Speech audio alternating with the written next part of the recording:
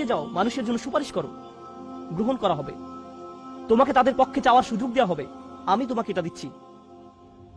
ফাআকুলু ইয়া রব উম্মতি উম্মতি, আমার উম্মাহ আমার উম্মাহ। এখন চলুন এখানে একটু থামি।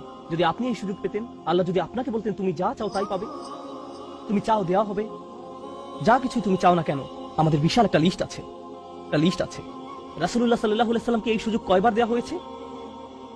3 বার। কত মিলিয়ন মানুষকে ইতিমধ্যে রক্ষা করা হয়েছে।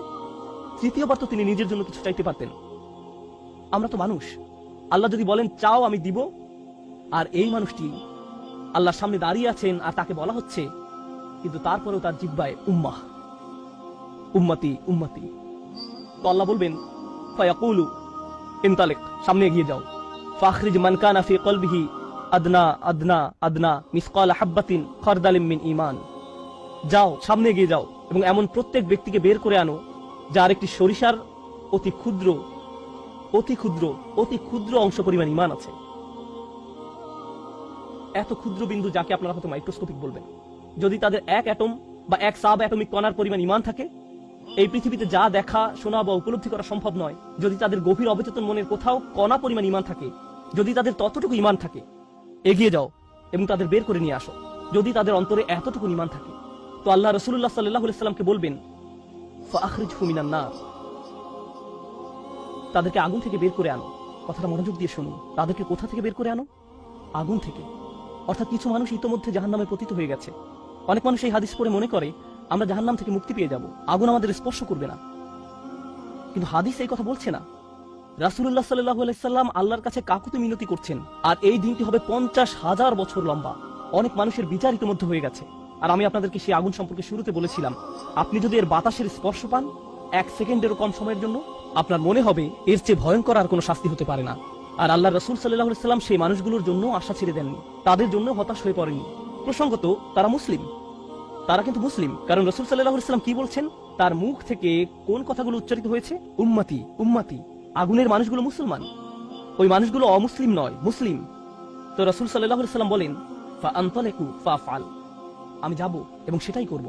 প্রসঙ্গত রাসূলুল্লাহ সাল্লাল্লাহু আলাইহি সাল্লামের এই কথার সাথে হাদিসের সমাপ্তি হলো। আনাস ইবনে মালিক রাদিয়াল্লাহু তাআলা আনহু তার কাছে আসা লোকদেরকে এতটুকু বর্ণনা করলেন। ফাকুলতু লিবাদি আসহাবিনা, হযরত আনাসের কাছে হাদিস শিখতে আসা একজন বলল, আমি আমার কিছু সঙ্গীকে বললাম, লাউ মারারনা বিল হাসান ওয়া হুয়া মুতাওয়ারিন ফি মানজিলি আবি খলিফা, চলো আমরা হাসান বসরির কাছে যাই। আমরা হাদিসটি আনাসের কাছ থেকে শুনেছি, কিন্তু আমরা জানি এই হাদিসটি হাসানও জানেন, চলো আমরা তার কাছে যাই। প্রসঙ্গত আনাস রাদিয়াল্লাহু তাআলা আনহু তখন অনেক বয়স হয়ে গিয়েছিল। এই হাদিসে কতবার রাসূল সাল্লাল্লাহু আলাইহি সাল্লাম আল্লাহর কাছে গেলেন? 3 বার। রাসূলুল্লাহ সাল্লাল্লাহু আলাইহি সাল্লাম ইন্তেকাল করেছেন বহু বছর আগে। আমরা জেনেছি এই হাদিস হাসান বসরিও জানেন, তারা আগে কখনো এই ধরনের কথা শুনেনি। খুবই আশ্চর্যজনক কথা। এজন্য তারা ব্যাপারটা যাচাই করতে চাচ্ছিলেন যে দেখা যাক হাসান বসরিও একই হাদিস বর্ণনা করেন কিনা। তারা শুনেছে হাসান বসরি বাস করেন আবু খলিফার বাড়ির পেছনের একটি ঘরে, তাই তারা হাসান বসরিকে খুঁজতে লাগলো।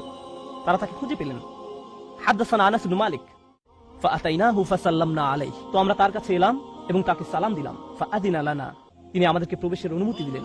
ফাকুলনা লাহু ইয়া আবা সাঈদ, আমরা তাকে বললাম, হে সাঈদের পিতা, জিনাকা মিন ইনদি আখিকা আনাস ইবনে মালিক, আমরা আপনারই ভাই আনাস ইবনে মালিকের নিকট হতে আপনার কাছে আসলাম।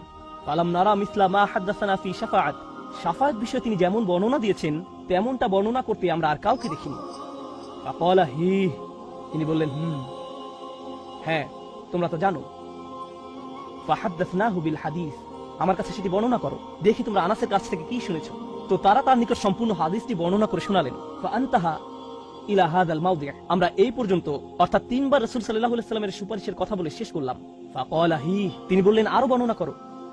ফাকুলনা লাম ইয়াজিদ লানা আলা হাযা, আমরা বললাম তিনি তো এর অধিক আমাদের কাছে বর্ণনা করেননি, আমাদেরকে এতটুকুই বলেছেন। এখন হাসান কথা বলছেন, লাকাদ হাদাসানি ওয়া হুয়া জামিউ মুনযু 20 সানাতান, তিনি অর্থাৎ আনাস আমার কাছে এই হাদিস বর্ণনা করেছেন যখন তিনি তখন যুবক ছিলেন, 20 বছর আগে। কত বছর আগে? 20 বছর আগে। আমি নিশ্চিত না তিনি কি বাকিটুকু ভুলে গেলেন, নাকি তিনি তোমাদেরকে বাকিটুকু বলেননি, কারণ তাহলে তোমরা অলস হয়ে পড়বে। ফালা আদরি আনাসি আম কারিহা আন তাত্তাকিলু, তিনি এরপর বললেন এই হাদিসের চতুর্থ একটি অংশ আছে, আর আমি নিশ্চিত নই তোমাদের বলা উচিত কিনা, কারণ তার এখন বয়স বেশি হয়েছে, তার স্মরণশক্তি ওইভাবে কাজ করছে না, কিন্তু আমার সন্দেহ তিনি তোমাদের বলেননি কারণ তোমরা এতে অলস হয়ে পড়বে।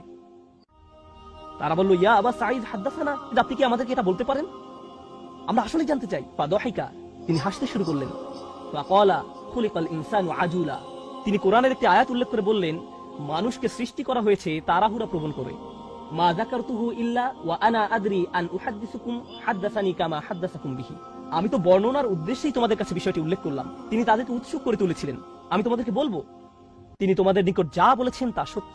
হাসান আরো বলেন, রাসূলুল্লাহ সাল্লাল্লাহু আলাইহি ওয়াসাল্লাম বলেন, এরপর আমি চতুর্থবারের মতো ফিরে আসবো। ফা আহমাদাহু বিতিলকাল মাহামিদ, এবং সেসব প্রশংসা বাক্য দিয়ে আল্লাহর প্রশংসা করব, যে বাক্যগুলো আল্লাহ আমাকে দিয়েছেন, যা অন্য কোন সৃষ্টিকে এর পূর্বে দেওয়া হয়নি, এবং সিজদায় করে যাব। সুম্মা আখিরু লাহু সাজিদান, তখন বলা হবে, ফায়ুকালু ইয়া মুহাম্মদ ইরফা রাসাকা, হে মুহাম্মদ মাথা উঠাও। ওয়াকুল ইউসমা, বলো তোমার কথা শোনা হবে। ওয়াসাল তুতা, চাও দেয়া হবে। ওয়াশফা তুশাফা, শাফায়াত করো গ্রহণ করা হবে। এই সময়ে এসে এতটুকুর চেয়ে ছোট ঈমানও আর অবশিষ্ট নেই।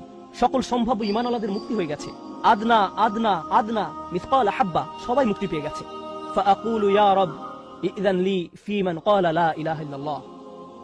এখন রাসূলুল্লাহ সাল্লাল্লাহু আলাইহি ওয়াসাল্লাম বলেননি উম্মতি, এইবার তিনি উম্মতি বলেননি, তিনি বলছেন, হে আমার প্রতিপালক, আমাদেরকে তাদের সম্পর্কে শাফায়াত করার অনুমতি দান করুন যারা বলেছে লা ইলাহা ইল্লাল্লাহ। যে এমনকি এই কথা বলেছে, আচ্ছা ঠিক আছে, আমার মনে হয় একজন সৃষ্টিকর্তা আছেন। একটি কলেজ ক্যাম্পাসে হয়তো একদল ছাত্র মুসলিম ছাত্রদের সাথে আলোচনা করছে।